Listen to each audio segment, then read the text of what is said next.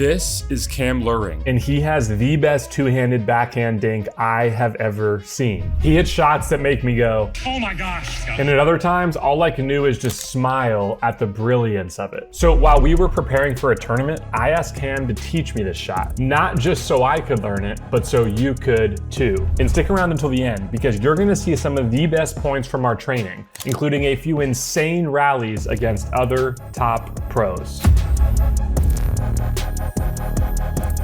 What's up, y'all? If you don't know me, my name's Kyle, and I went from being a 3-5 rec player to an APP Tour 2-time medalist in just about 3 years. And now I run ThatPickleballSchool.com, where over 1,000 members are learning how to win games by playing more strategically. So if you want to check that out, we're running a 7-day free trial. The link is in the description below. Why should someone who doesn't currently have a two-hander add a two-hander like this? The way the game is going, topspin is everything right now at the kitchen line. I feel like if you're hitting with topspin, you're on offense. So if you're only using slice, a lot of times you're just only using defense. The more you can hit with topspin, the more options you have. Where would you start on starting to develop a Twoey dink? I'm gonna change your swing just a little bit. Okay. So we're gonna focus on just your left hand right now. So put your left hand on the paddle. Looks good. You're gonna start from here, and all you're gonna do is swing from here to there. Okay. So think about like a windshield wiper, or if like you're waving at somebody. With just the left hand? Yep.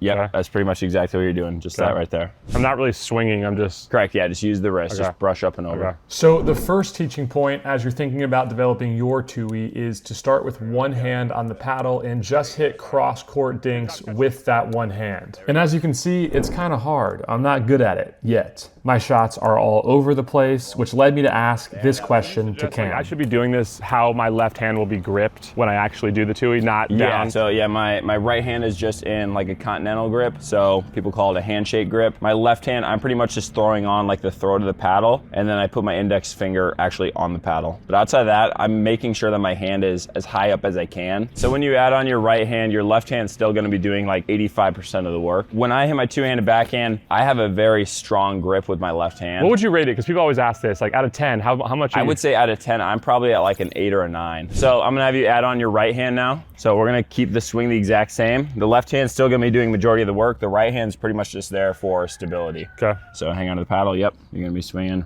here. Okay. Yep, there you go. Perfect. So it's really interesting how you hit it, because you do not swing across your shoulder. I don't know. What's the reason to keep the paddle, would you say, just like with the tighter swing? Is it spin? Is that the primary reason? I would say like a shorter, more condensed Yeah, swing. I mean, like your swing is literally like, I watched you do it, we'll show it in slow motion. It's literally like that, where I think a lot of people, I mean, it's not, I think there's just different ways to hit it. Yours is the trickiest to read in my opinion, but like a lot of people do come with a full follow through. So I think actually, I think the biggest thing with that, especially from the kitchen line, I feel like when I start extending my follow through, I start hitting through too much of the ball. So I can't get the same amount of pace on the ball while keeping it in the kitchen. I think that's one thing that actually helps me hit the ball pretty fast from kitchen line to kitchen line is just because my swing is so short. And it helps me hit left of the ball and still get quite a bit of power and spin on the ball. Okay. So the next teaching point is keeping your swing compact. In fact, as I was hitting a few more dinks, Cam noticed that I was, as he put it, slapping at the ball. Let's hear what he says about that. Yeah, so you're almost doing this on a couple of them. It's like you're almost slapping at the ball like this rather than just dropping the paddle face. Like think about dropping the paddle face with your left hand. Yeah. And then from there, you just go to there. It's more of a brush up and over. So you wanna make sure you drop the paddle face, that way when the ball meets your paddle, you're getting underneath the ball. Yeah, just like that. There we go.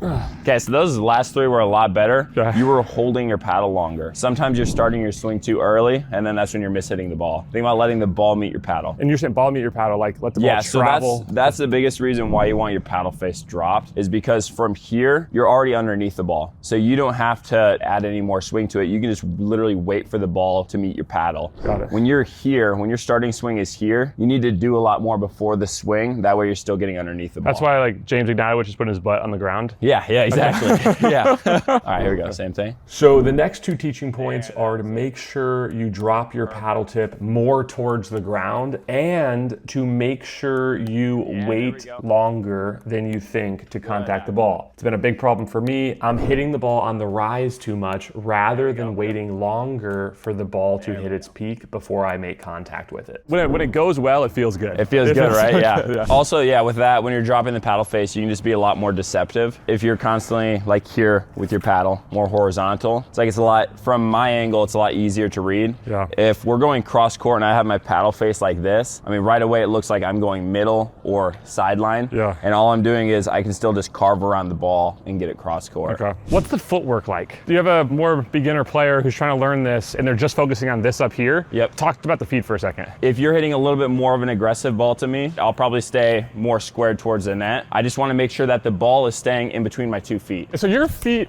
are almost squared to the kitchen line? Yeah. But they're like, maybe they're slightly Yeah, not? sometimes It seems like you're getting to where the ball is going sooner than I am. Like you're like beating the ball there almost. Yeah, and I'm also, so we actually talked about this the other day, right? Beating the bounce, trying to get set before the ball is bouncing on your side. So I mean, the same thing it applies for every shot, really. Like when you're feeding me the ball right away, my paddle face is dropped. So the moment it hits your paddle, you're... Yeah, I'm already here, and I'm just adding a follow through. So then I started hitting some cross-court shots, really thinking about what Cam had just taught me. But one thing that I was still struggling with was getting the paddle dropped more towards the ground and to be less horizontal. In fact, right here, you'll see I started just having him toss me a ball, and I just put the paddle down to make sure I got it down. But overall, this is just very frustrating, especially seeing how easily it comes for Cam and how hard it was for me to pick this up. And then Cam said something that was pretty interesting about commitment. Like this is a shot you cannot decommit halfway through. Yeah, I wanted to.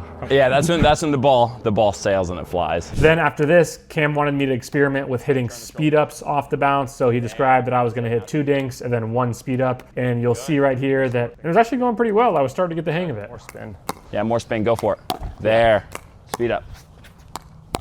Nice, whoa. Yeah, that was good. That is very interesting. Ooh, dude, thanks. Good stuff. That was good. You haven't seen all the footage yet, but we played everybody in town today, or this weekend, and he was like, he hit winners on everybody. Like Dink winners on everybody. It's like insane. So it makes me, because I was thinking a lot about the runaround forehand recently. Yeah. And there is benefits to the runaround forehand, but I do feel like the Twoey oftentimes has a lot more benefit because once you hit it, you're already here. Versus when you hit this shot, you're off the court quite a bit. Yeah. The shoulder thing. What was your breakthrough? The first thing was just spending some time on the skill, and just because I've been hoping for it for a while, but I'm like, I don't want to spend the time. And that was 30 minutes. It's a good reminder that 30 minutes with somebody who knows what they're talking about is very valuable. The second breakthrough, I'd say, was using the boomstick, and you can use my code to get a boomstick if you'd like. Paddle tip down though, waiting for the ball was pretty interesting. Like that makes a lot of sense to me with the forehand, but I never really consider it with the backhand. And then just the left hand dominance of in committing to the swing. I said a lot of things, but yeah. When you're coaching people on this, is it a different trigger or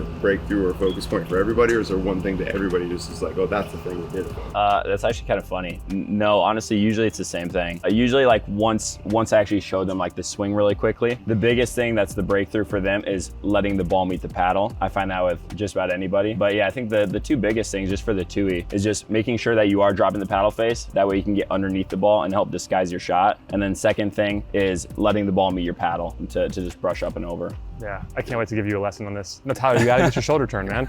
Do what Cameo said.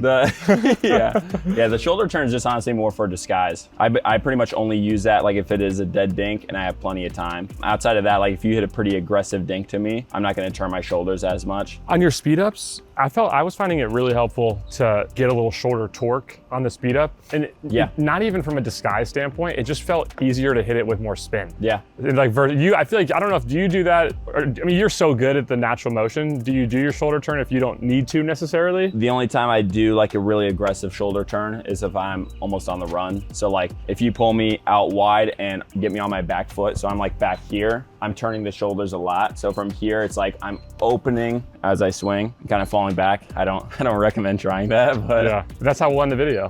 So let's say you're coaching someone that doesn't have a 2-hand backhand dink or a 2-hand speed up. Yep. Where do you start with them? Do you start with the dink or do you start with the speed up?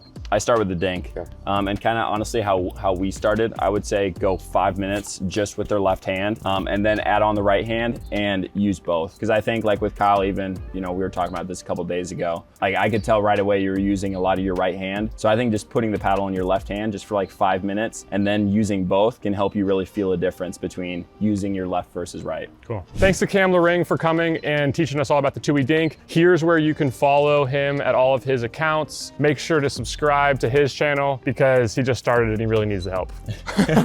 He's the man.